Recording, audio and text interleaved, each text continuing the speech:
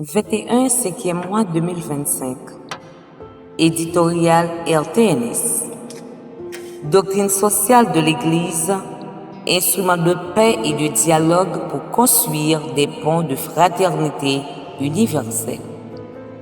À travers l'encyclique Rerum Novarum, texte courageux et clairvoyant, Léon XIII donnait, pour ainsi dire, droit de citer à l'Église dans les réalités changeantes de la vie publique et a écrit ce mot d'ordre qui devient un élément permanent de la doctrine sociale de l'Église, affirmant que les graves problèmes sociaux ne pouvaient être résolus que par la collaboration entre toutes les forces, et ajoutant encore, quant à l'Église, son action ne fera jamais défaut en aucune manière.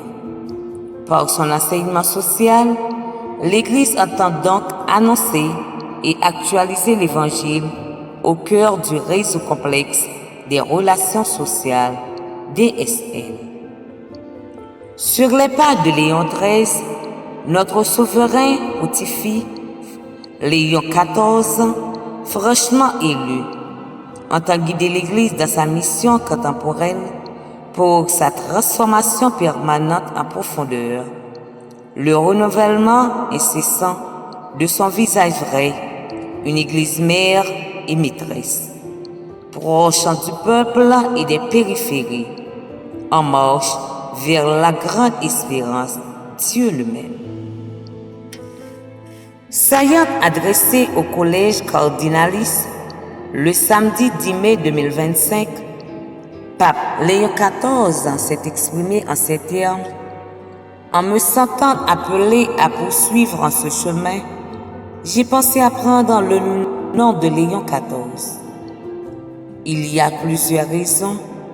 La principale est que le pape Léon XIII, avec l'encyclique Rerum Novarum, a affronté la question sociale dans le contexte de la première grande révolution industrielle et qu'aujourd'hui l'Église offre à tout son héritage de doctrine sociale pour répondre à une autre révolution industrielle et au développement de l'intelligence artificielle qui apporte de nouveaux défis dans la défense de la dignité humaine, de la justice et du travail.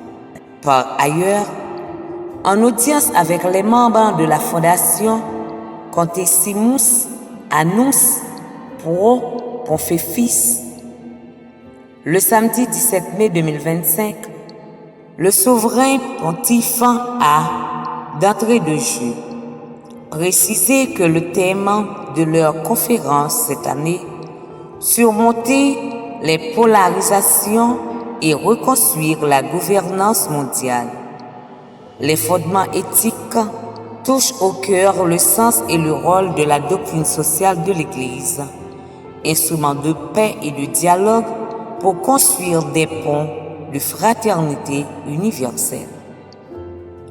Le pape François a-t-il poursuivi, a utilisé le terme polycrise pour évoquer la gravité de la conjoncture historique que nous traversons, où convergent les guerres, les changements climatiques, les inégalités croissantes, les migrations forcées de celles repoussées, la pauvreté stigmatisée, les innovations technologiques de rupture, la précarité du travail et des droits.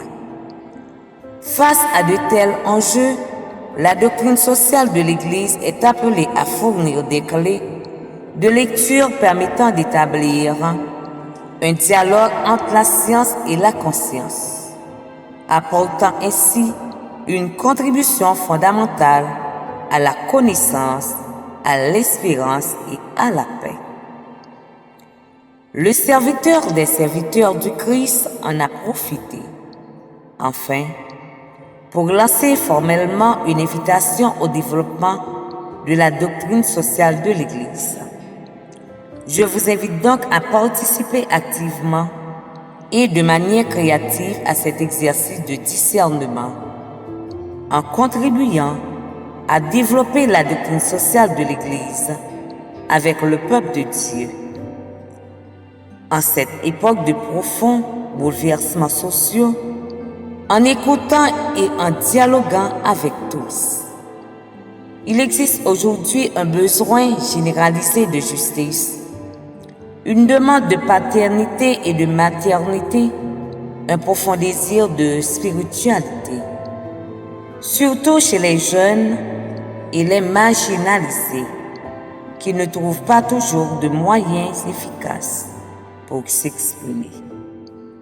Il existe une attente croissante envers la doctrine sociale de l'Église à laquelle nous devons répondre. Frère Jackson Morisseau, Radio-Télévision, Nourriture spirituelle.